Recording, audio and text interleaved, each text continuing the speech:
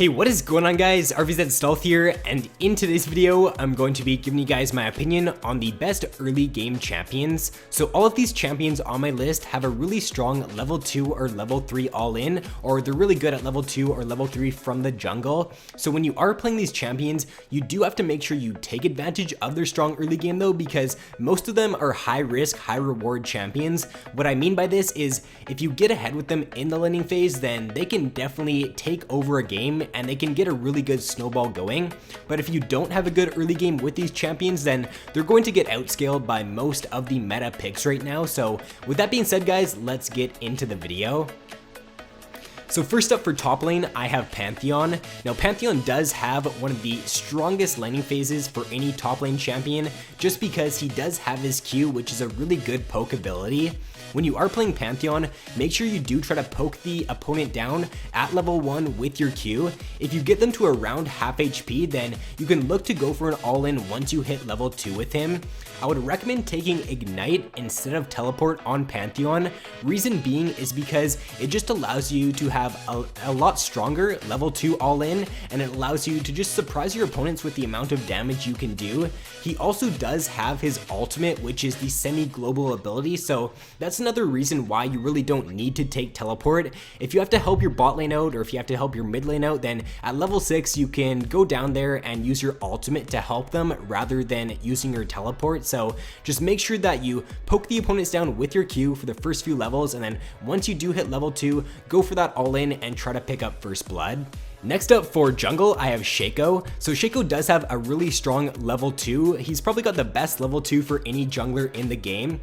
I would also recommend taking Ignite on Shaco. Take Ignite and Smite, and when you are playing him, start your buff and then go for a gank top lane right after you've taken your buff. If you're on purple side, then start your red buff. If you're on blue side, then start your blue buff, and then once you do hit level 2, once you've taken that camp, go top lane and try to pick up a kill.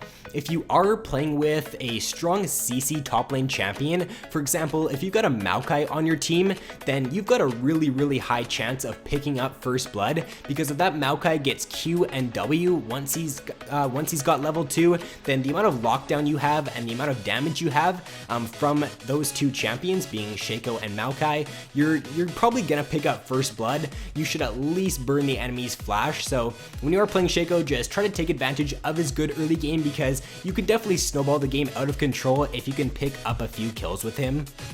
Next for mid lane, I have Leblanc. So Leblanc has always been one of the strongest lane bully mid lane champions.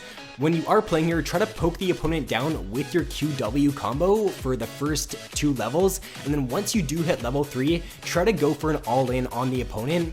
She's really good if she's up against an immobile mage, someone like an Ahri or a Lux or a Xerath, because once she does hit level 3, if she can land her QW, follow that up with her E, and then pop Ignite, then you're going to at least burn their flash, and you should be able to pick up the kill if you play it correctly most of the time.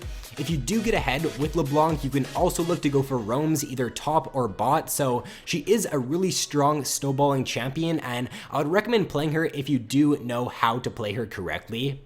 Next up for AD carry, I have Caitlyn. So Caitlyn does have the advantage in the laning phase over most of the AD carries in the game, because she does start with the highest base attack range for any champion.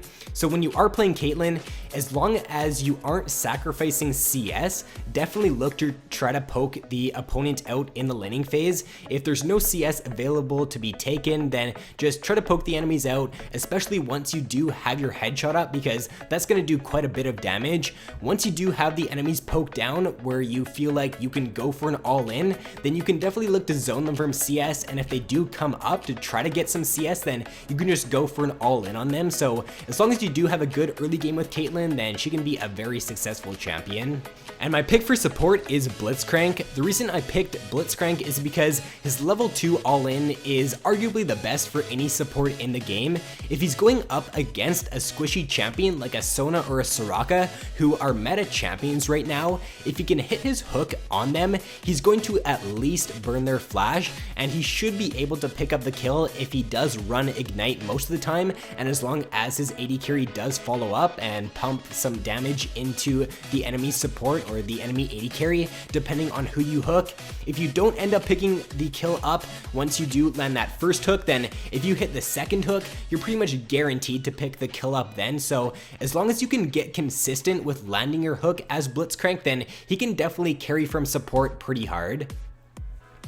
My honorable mention for top lane is going to be Graves. So Graves is a ranged top lane champion, so he does have the advantage on a lot of the meta picks right now. A lot of the meta top laners are melee, so that just allows Graves to have a really easy laning phase. He can easily CS and he can easily poke the opponents out in the laning phase. You should at least be able to out CS your opponent when you are playing as Graves, and if you do play it correctly, then you should be able to pick up a kill in the laning phase when you are playing him. My honorable mention for jungle is Nidalee. I was highly debating whether I should put Elise here instead of Nidalee, but I do think that Nidalee is a little bit stronger than Elise right now. However, Elise is definitely a very good early game champion too.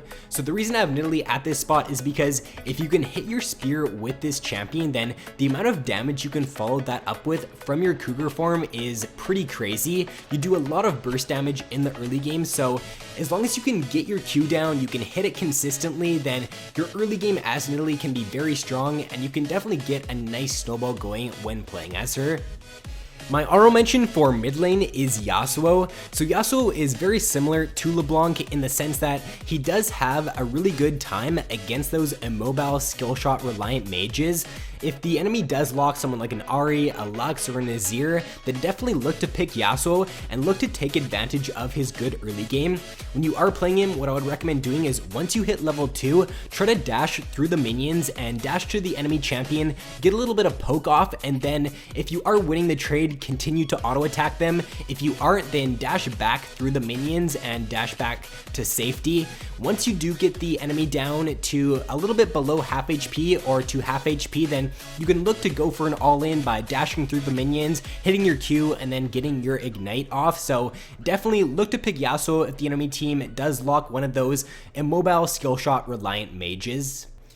My honorable mention for AD carry is Jhin. Jhin does have a pretty good early game because he's got the poke with his Q and his W, and he also does have his fourth shot, which is the crit, so you have to make sure you take advantage of this as Jhin. Whenever you do have your fourth shot up, look to zone the enemies from CS. As long as you do play it correctly and you don't take something like an Ezreal Q in the process, then you should be able to win that trade because your auto attack is going to crit, their auto attack is not going to crit. So if you can get enough of these off on the enemy AD carry or the enemy support, you should be able to zone them from CS after that.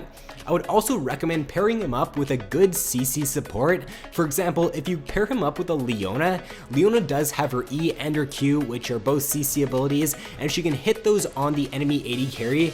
Jhin can follow that up with his W, which will root them in place, and he can also follow that up with his auto attacks and his Q, so the amount of burst damage you can get off if you do pair him up with a CC support is pretty good in the laning phase.